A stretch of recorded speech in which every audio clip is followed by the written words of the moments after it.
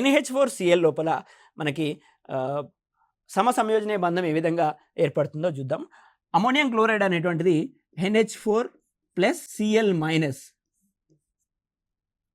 Ammonium ion, దీన్ని మనం ammonium అని అంటాం, గుర్తుపెట్టుకోండి. NH3ని మనం అమోనియాగా పిలుస్తాం, అమోనియా. అదే కనుక ఒక హైడ్రోజన్ని గ్రహించి H+ని గ్రహించి టోటల్గా ఏర్పడేటువంటి NH4+ ఏదైతే ఉందో ఈ NH4+ని మనం అమోనియం అయాన్ అంటాం, అమోనియం అయాన్ అని అనడం జరుగుతుంది.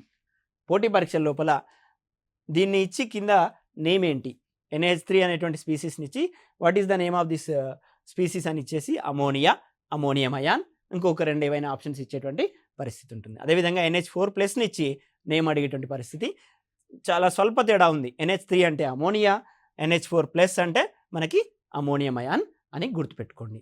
అదేవిధంగా ఇక్కడ మనకి NH4+ అమోనియం అయాన్ ఏదైతే ఉందో ఈ అమోనియం అయాన్ లోపల కోఆర్డినేట్ కోవాలెంట్ బాండ్ అనేటువంటిది ఏర్పడుతుంది. ఇక్కడ చూడండి NH3H+.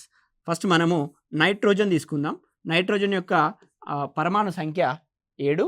పరమాణువు లోపల మనకి 7 ఎలక్ట్రాన్లు ఉన్నాయి కాబట్టి ఈ 7 ఎలక్ట్రాన్లకి ఎలక్ట్రానిక్ కాన్ఫిగరేషన్ రాస్తే 1s2 2s2 2p, ఇక్కడికి 4 అయిపోయినాయి, 2p3, 1s2 2s2 2p3.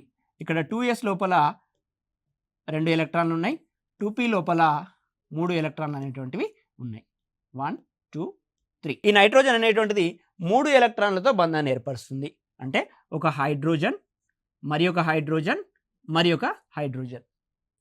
హైడ్రోజన్తో covalent bond సంయోజనీయ బంధం మొదటి రకమైనటువంటి రసాయన బంధాన్ని ఏర్పరుస్తుంది. అంటే దీని లోపల ఒక ఎలక్ట్రాన్, దీని లోపల ఒక ఎలక్ట్రాన్, దీని లోపల ఒక ఎలక్ట్రాన్, ఇక్కడ ఉన్నటువంటి ఒక ఎలక్ట్రాన్ ఇక్కడ ఉన్నటువంటి ఎలక్ట్రాన్తో కలిసిపోయి ఎలక్ట్రాన్ జంటని ఏర్పరిచి నైట్రోజన్కి హైడ్రోజన్కి మధ్యన ఒక కోవాలెంట్ బాండ్, ఒక సంయోజనీయ బంధం. అదేవిధంగా ఇక్కడ ఉన్నటువంటి ఎలక్ట్రాన్ ఇక్కడ ఉన్నటువంటి ఎలక్ట్రాన్ మరి ఒక సంయోజనీయ బంధం, ఇక్కడ ఉన్నటువంటిది మరొక సంయోజనీయ బంధం.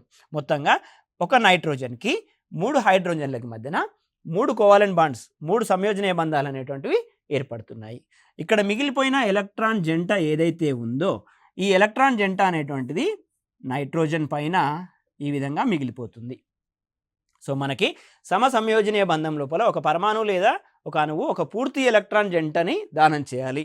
నైట్రోజన్ పైన ఒక ఎలక్ట్రాన్ జంట ఉండిపోయింది కాబట్టి ఈ ఎలక్ట్రాన్ జంటని దానం చేయగలిగినటువంటి కెపాసిటీ అమోనియా అయాన్కి ఉంది. NH3కి ఒక జంటని దానం చేయగలిగినటువంటి కెపాసిటీ ఉంది. ఇక్కడ కింద 3 హైడ్రోజన్ పరమాణువులతో బంధాన్ని ఏర్పరిచి అమోనియా మొలిక్యూల్ యొక్క షేప్ అనేటువంటిది ఈ విధంగా ఉండడం జరుగుతుంది. దీన్ని మనం పిరమిడల్ షేప్ అని అంటాం. ఓకేనా. ఇప్పుడు ఇక్కడ ఉన్నటువంటి దీన్ని మనం కీలకంగా తీసుకోవాలి. ఎందుకనంటే సమసంయోజనీయ బంధం లోపల ఏదైనా స్పీసీస్ ఒక ఎలక్ట్రాన్ జంటని దానం చేయగలిగినటువంటి కెపాసిటీని కలిగి ఉండాలి. ఈ విధంగా అమోనియా లోపల ఒక ఎలక్ట్రాన్ పేరు అనేటువంటిది ఉంది.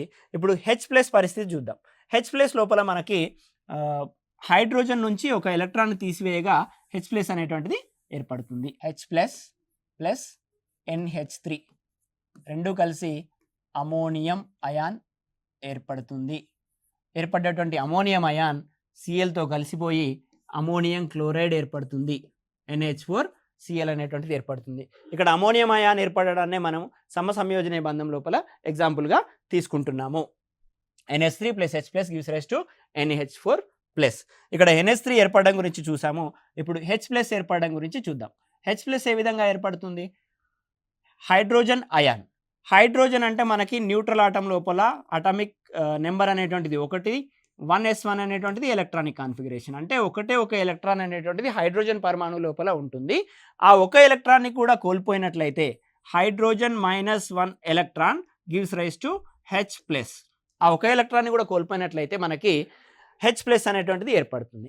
అంటే ఇప్పుడు H+ యొక్క ఎలక్ట్రానిక్ కాన్ఫిగరేషన్ కనుక చూసినట్లయితే ఉన్న ఈ ఒక ఎలక్ట్రాన్ కూడా లేకుండా పోతుంది అన్నట్టు. అంటే ఒక ఎంటీ ఆర్బిటాల్ అనేటువంటిది హైడ్రోజన్ ప్లస్ H+ దగ్గర ఉంటుంది. ఇప్పుడు మనకు కావాల్సినటువంటి 2 కండిషన్లు కూడా ఫుల్ఫిల్ అయినాయి. చూడండి, ఒక పరమాణువు లేదా అణువు ఒక ఎలక్ట్రాన్ జంటను కలిగి ఉండాలి డొనేట్ చేయడానికి రెడీగా.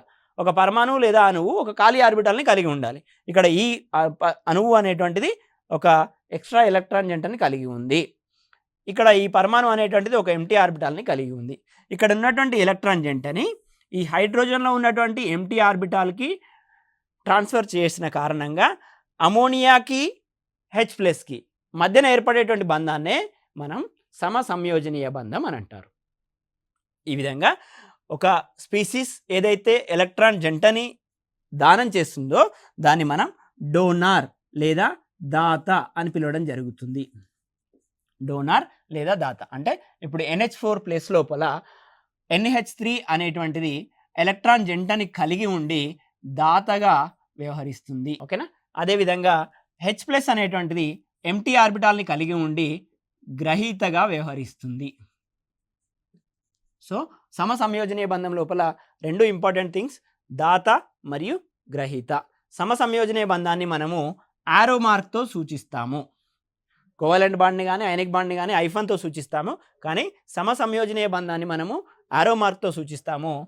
ఈ యారో మార్క్ని డోనార్ నుంచి యాక్సెప్టర్ వైపుకి ఈ విధంగా రాస్తాము. ఎప్పుడైతే డోనార్ ఉన్నారో డోనార్ నుంచి యాక్సెప్టర్ వైపుకి ఈ యారో మార్క్ అనేటువంటిది చూపిస్తూ ఉంటాము.